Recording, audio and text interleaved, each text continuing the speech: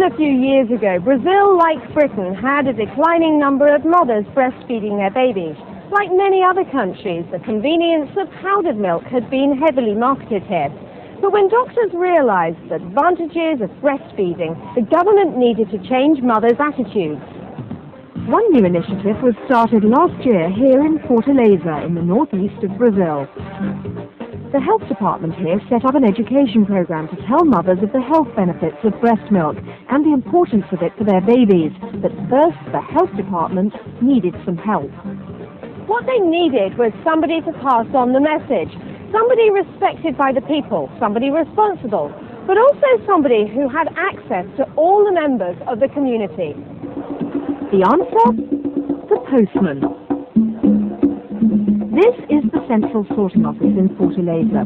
Once a month, postmen are visited by a breastfeeding counsellor from the local hospital who tells them how to initiate a conversation about breastfeeding with mothers and how to answer their questions and stress the advantages.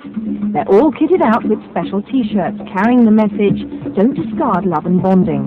And when they deliver the mail, they deliver the message. Antonio Alves' district is Gorbeiras. It's a poor area made up of people who've migrated from the country to the town. They rarely see doctors or nurses, but Antonio comes into contact with 3,000 of them a day. He hands out leaflets with information and advice. I joined him on his daily round, along with Steve Talbot, an interpreter from the British consul. She was in doubt initially as to whether to use breast milk or powdered milk because her friends in the community, some of them said that powdered milk was a lot more convenient and easier. Antonio helped her overcome these doubts by explaining the benefits of breastfeeding, and so she took his advice. Antonio admitted that at first parents were skeptical. O que foi extraordinário foi que muita gente... Antonio says that the initial problems basically came from the mothers who weren't too happy about being told how to breastfeed their children from a man, a postman,